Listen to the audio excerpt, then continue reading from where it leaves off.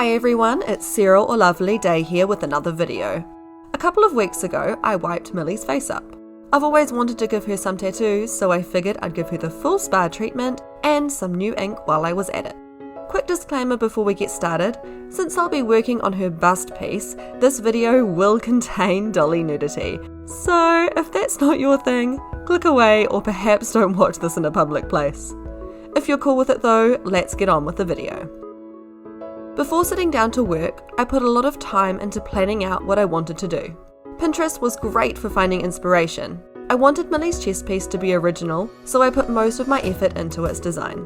The rest of her tattoos were heavily referenced from tattoos I found online. Now, I'm fully aware of the stigma that comes with copying tattoos in real life, and I would never do this for tattoos of my own, but I hope that the same connotations won't carry over to BJD tattoos. If anyone is offended by my copying, I'm really sorry. Before sitting down to film, I sealed each part with a couple of layers of my trusty sealant, which, by the way, is just a matte UV varnish that I found at a local art supply store. I started on her underbust tattoo first, and had my reference right next door to make things easier. I did everything using just my black pencil. It was nice not having to worry about colour for once. The first few lines were definitely the hardest, but once I had the main components exactly where I wanted them, the rest fell into place. It was really important that I kept my pencil sharp, although honestly, I probably didn't sharpen it as much as I could have. In case any of you are wondering, Millie is a resin sole me. She's on a resin sole 60cm girl body. It's a very long and slender body, and it's a little bit weird, but I love it. The way that the chest is sculpted makes it perfect for an underbust tattoo too, since the joint is under her ribcage as opposed to under her breasts. If the joint were under her breasts, putting a tattoo there would have been really risky, since every time you move it, there would be a chance that the artwork would chip.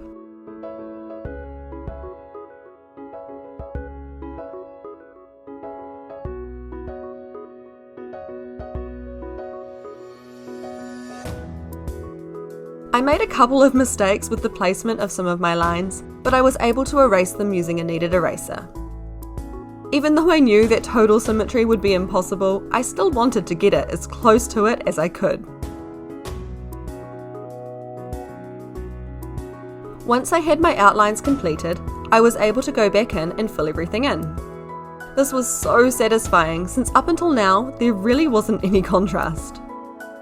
I built up my lines gradually to make sure I didn't lose all of the small details. After a certain point, I had achieved all I could on this layer. I sealed my work and put it aside so I could move on to the next piece.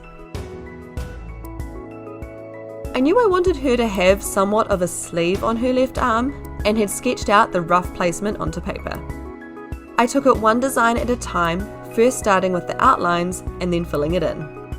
Since these tattoos were taken from different places online, I also had my phone handy to use as an additional reference. The first piece is that of a girl standing in water holding a scythe. The original artist is Soup over on Instagram. I love their style.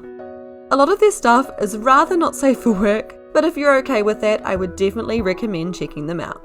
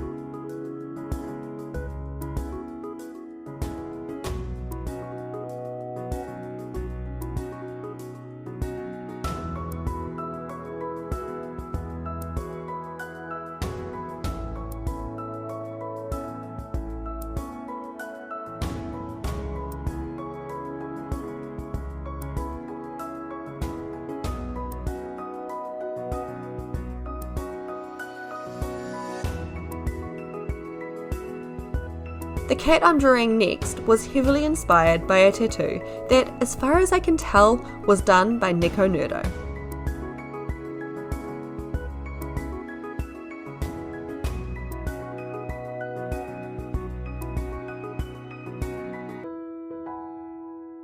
Out of laziness and impatience, I didn't stop to seal my work between designs. This was mostly fine, although I did accidentally smudge the top of the scythe with my paper towel. It was salvageable, but still not ideal. I'd recommend sealing with thin layers periodically throughout. Don't be lazy like me.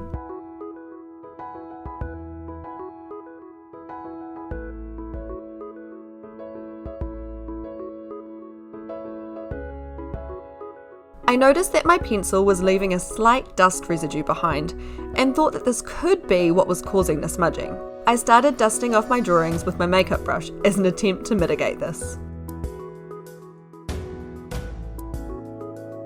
After that was a jellyfish that I could not for the life of me trace back to an artist. Sorry.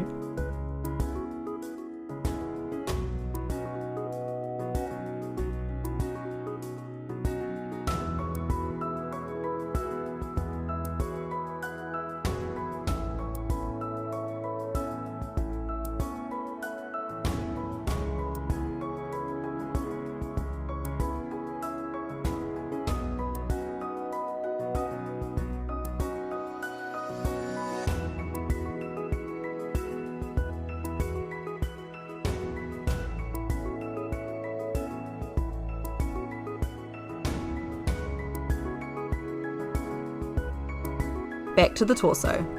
On the second pass, I wanted to darken the tattoo so it looked better from a distance and not just close up.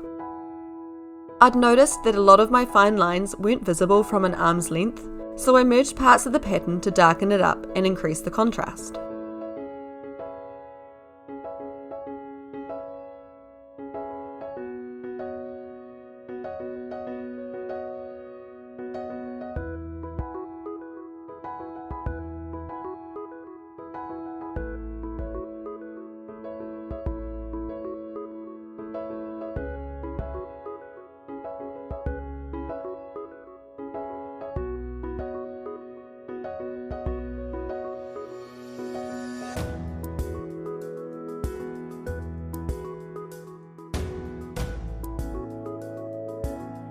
I think it looks a lot better now. I hope you agree. Now that the underbust tattoo was complete, I was able to start on the back of her neck. This tattoo was quite simple really, just an upside down silhouette of a rose.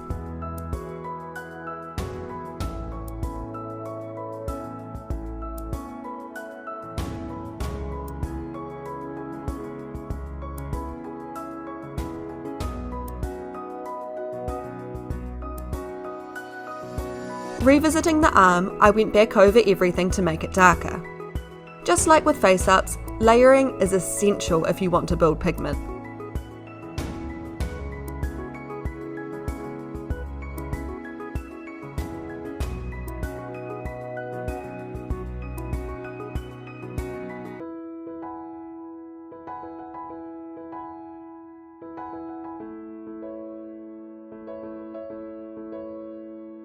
To finish off her arm, I added a picture of a girl with a flower for a head. Strange, I know, but I thought it looked cool.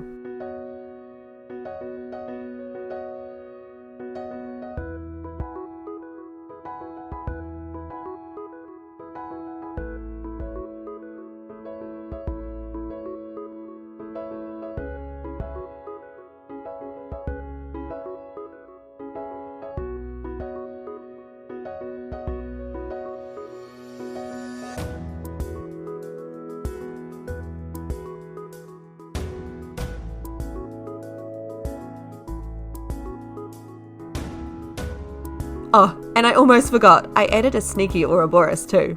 FMA Brotherhood represent. In my head, I imagined that these tattoos would take up most of the real estate on her arm. But either I drew them too small, or I was greatly mistaken, because this was not the case at all. I'm still super happy with it though. Perhaps I'll just have to add more someday. I put a teeny outline of a heart on her wrist. However, I got a bit overzealous when I sprayed it with sealant, so I ultimately had to wipe it. All I could think at the time was, oh gosh, at least this didn't happen on the sleeve. I considered putting something on her right ankle, but wasn't really feeling it, so didn't bother.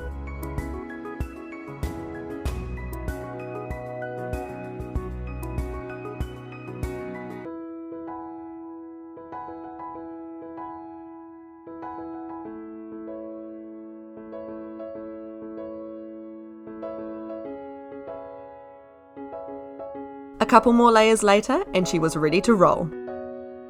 On the off chance any of you might be interested, and as an excuse to show off her tattoos some more, I decided to restring her on camera. I don't have any fancy tools for this, I literally just use ribbons, pipe cleaners and my fingers. The most useful thing I have is a spare large S-hook to hold the elastic as I add each piece, although paintbrushes work fine too, as long as the tension isn't too high.